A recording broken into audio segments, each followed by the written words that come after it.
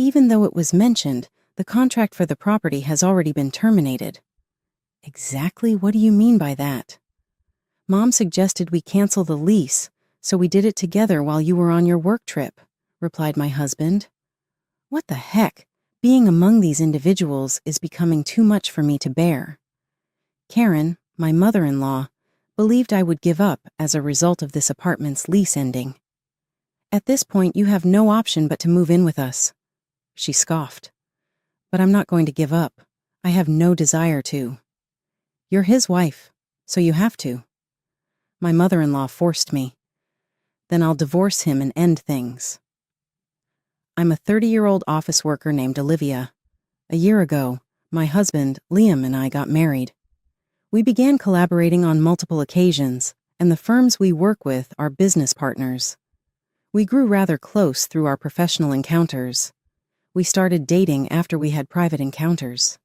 We married a year later. Even after getting married, we remained joyful. Living together, Liam is a humorous and upbeat man, and we laugh a lot every day. I was thrilled to be married to such a beautiful person and enjoyed my new married life immensely. However, I was unaware that Liam had a side like that. For the first time, Liam and I celebrated New Year's at his family's place 6 months after we were married. I hadn't spent much time with my in-laws up until then because we only occasionally went to see them for a short while. However, their arrival on New Year's Eve offered me a peek at who they really were. My sisters-in-law and parents-in-law were all at the New Year's celebration. It was as though I was attending their family reunion in its entirety. My other sister-in-law, Sophia, has a husband and a little boy named Jack, whom she brought over, while her husband had gone back to live with his parents, and my sister-in-law, Emma, is still unmarried. Up until today, I had no negative feelings about my parents-in-law. Like Liam, they seemed cheerful and approachable to me. I thought our talk would be casual and enjoyable, but it didn't turn out that way. Hey, Olivia, can you help me a little? Of course. I hurried over when my mother-in-law, Karen, called out to me into the kitchen. Karen gave me a chilly look as her smile vanished out of nowhere. You move so slowly. Normally, I wouldn't have needed to ask you for help. You should have insisted on lending a hand around here on your own. Oh, I'm sorry. I thought I had upset her, so I freaked out. I did everything in my power to assist the family and win back Karen's trust. Still, Karen would not stop criticizing me. Now stop acting like a spoiled child just because Liam is kind to you. Huh? After getting married, most people concentrate on starting a family. However, why do you continue to work for the company? Well, Liam allows me to keep working at the company. Isn't that the reason why you whined about it? You make an awful wife. You come over to our place and do nothing but sit in the living room. It's unbelievable that all you do is anger Liam by doing what you want. No, Karen continued to criticize me in this severe way, and I felt horrible about it. Next, Emma, one of my sisters-in-law, entered the kitchen. Thank God. Since Emma and I had previously had pleasant chats, I anticipated having her support. Emma did, however, mention something that surprised me. Wow, Olivia, your cooking seems really poor. What? Compared to Mom's meals, everything appears so different. Does Liam consume this kind of food every day? It really is similar to leftover food. It stunned me. Emma and Karen both spoke extremely hurtful things to me that they had never uttered before. I became puzzled as to why they had both turned so cruel in an instant. What I had anticipated as a fun New Year's celebration at my parents-in-law's house quickly turned into a terrible experience for me. I didn't appreciate it at all, even after the food was brought in and the feast started. Karen and Emma mostly discussed things that my in-laws would be familiar with. I felt left out and uninvited to participate in the talk, but Liam didn't appear to notice or care. It was as if he was unaware of the circumstances. However, I was shocked to see Liam appear to support his mother. Reluctantly, he said, "Karen probably assumed you knew, surprised me with his lack of encouragement. I felt deceived. Liam was aware that his mother had not requested me to take such action. Karen's accusations were not as painful as his silence. Liam's remark, "You are a really lousy wife, you know that." His words hit me like a slap in the face. "You did things to hurt my family." "No way," I argued, believing that I had been unfairly maligned. Emma interrupted Liam while he was speaking, saying, "Thank goodness I bought a cake for such a time like this." Her cake appeared, and suddenly Jack's glum expression brightened up. "Yay, it's my cake." "That's my daughter," Karen said with pride. "You've been prepared for this to happen." Karen grinned broadly as she gave Emma praise. Emma said, "Olivia is really out of it, so I ordered it just in case." I realized that they had purposefully set up this scenario to make me appear bad. When I told them I hadn't purchased the cake, I wondered how they would take it. I became aware that there was no one in this room to support me as they kept accusing me. Even Liam, the person I thought would stand up for me, made a ridiculous comment. "Jack was also moved to tears by your words. You had better go home today as a punishment." Huh?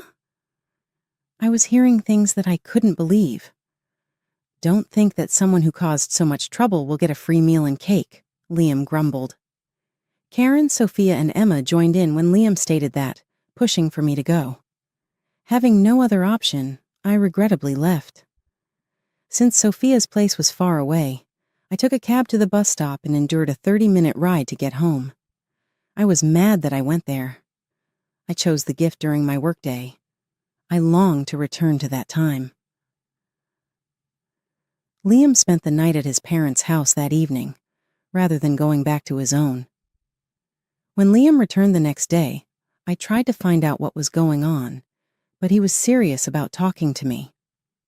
As soon as Liam got home, he said, "You know, I heard that you were harassing Karen and Emma." "What? How come? What topic are you discussing?" Feeling the weight of his charge, I argued, "You can't truly believe this." "And the same goes for that birthday cake issue," Liam said accusingly. "My mother requested that you get it for that day. You couldn't have forgotten anything so crucial without intention. How much do you despise my family? You are a horrible wife, honestly." I was hearing things that I couldn't believe. Not only was Liam accusing me, but he was also siding with his mother on this issue. "Now wait a minute, so you don't believe me?" I protested, getting irritated and raising my voice. "And what about you, if you're going to charge me with horrible things? You pretended to be the one who chose Jack's gift when in reality it was mine. Since it was a gift from the two of us, I didn't believe telling Sophia about it would make a difference." I glanced at Liam, thinking he would get it, but his attitude was cold and indifferent. I was wounded and deceived by his lack of assistance. Put another way, Liam appeared determined to present a good picture of himself to his family and hold me responsible for all the problems.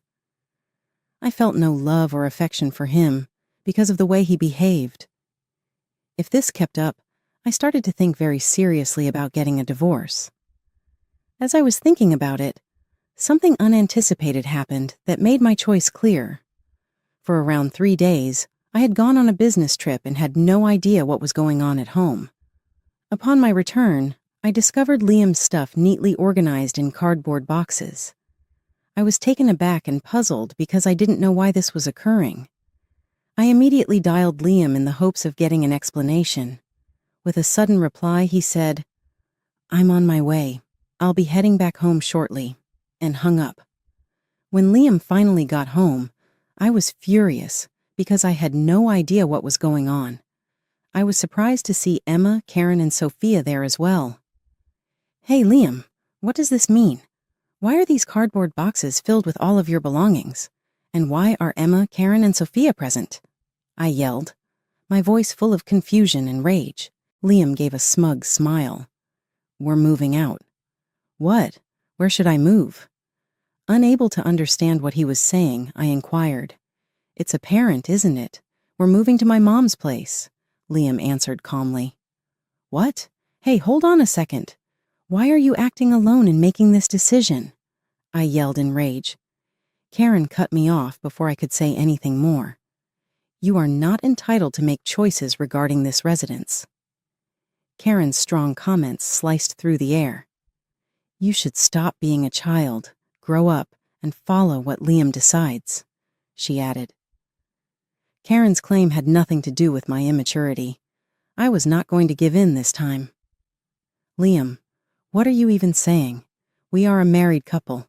We need to talk it out and make the right decision for ourselves, I firmly said. Karen appeared astonished by my reply. Even if you say so, I already terminated the contract for this apartment, okay? What? What do you mean? Puzzled, I asked. Mom said we needed to break the lease, so we went and did it all together while you were on your business trip, Liam stated lightly. No way. I couldn't believe what I was hearing, so I whispered. It was true that Liam had the right to end the apartment lease without my knowledge because it was in his name. However, I never thought he would carry it out without first talking to me. Being among such people was becoming too much for me to bear. It felt like an impossible position. Karen, my mother-in-law, appeared to think that breaking the lease on the flat would push me to give up and move in with them. You have no choice but to move in with us now, she said with confidence. However, I was determined.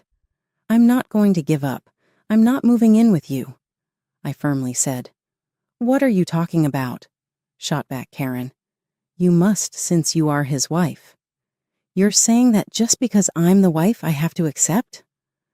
With mounting frustration, I inquired.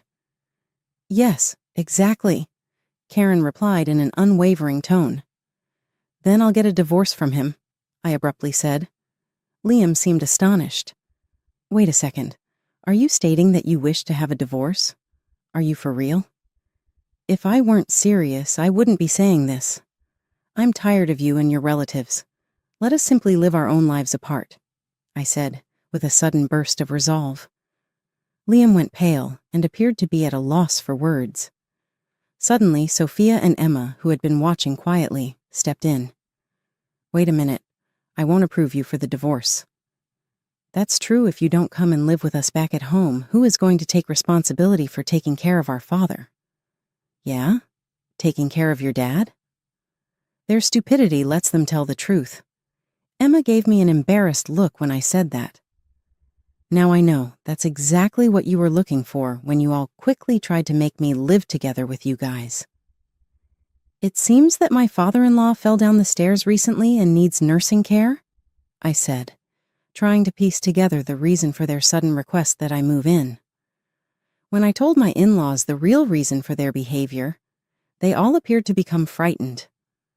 So what you indicate is that you want me to, or you're attempting to convince me to take care of him, huh? I asked, growing more and more frustrated and skeptical. One of you has to do it.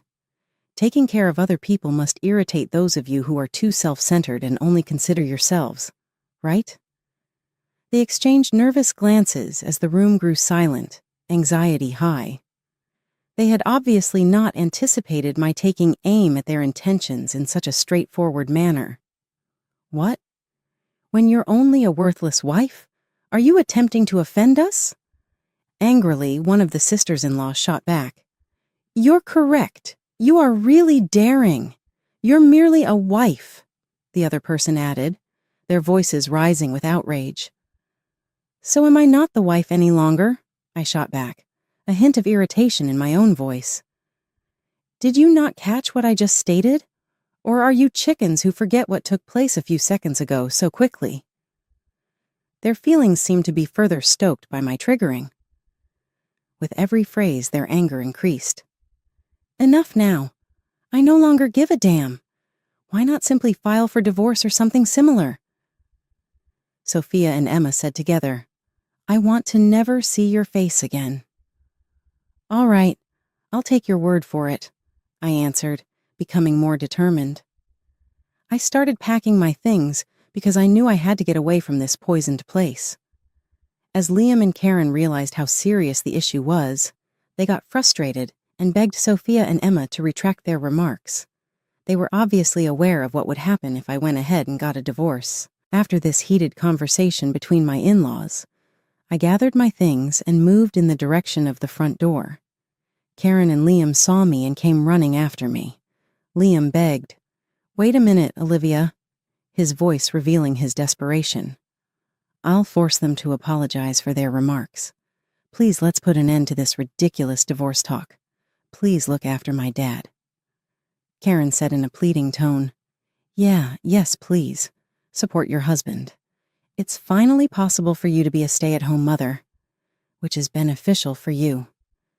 "Sadly, I don't want to be a stay-at-home mom," I told my in-laws, who persisted in being self-centered to the end. "And although you might not be aware of it, I make more money than Liam since I've advanced in the organization. Even though this apartment's rent was very expensive, most of it was paid for by my salary. That indicates that, despite all the derision and teasing, I had a better financial situation than this man, a member of your family. I waited for my words to really register, and I'm done talking about it. All right, goodbye." My in-laws looked dumbfounded as I turned and left the house, leaving behind a stunned quiet. I went back to my parents' house, hired an attorney, and made Liam's divorce official. Despite his obviously depressed appearance, he silently accepted the divorce.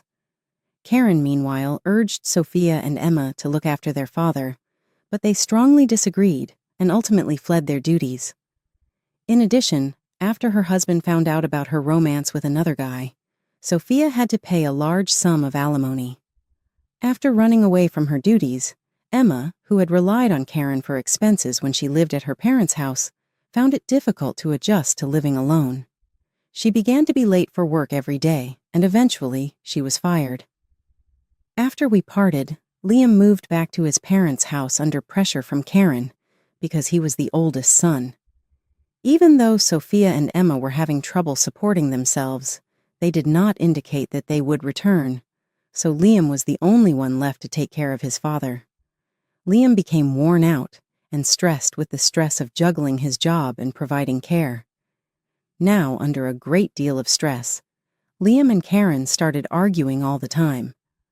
Their loud arguments got out of hand to the point where neighbors began to complain frequently, which prompted police visits to see how things were going.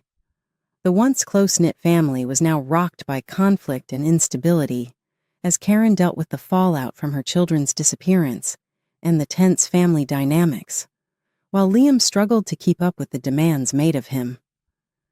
I'm now relieved to be away from the chaos my ex-in-laws generated and to live comfortably in a lovely apartment close to my place of work. I started looking into new interests, and I would rather not be in a relationship right now. I felt justified when I saw the struggles Liam and my ex-in-laws, who their neighbors called the crazy ones, had to endure. Despite Liam's controlling attitude and Sophia and Karen's arrogant outlook, my priorities are my own happiness and my hopes for a happy, meaningful existence.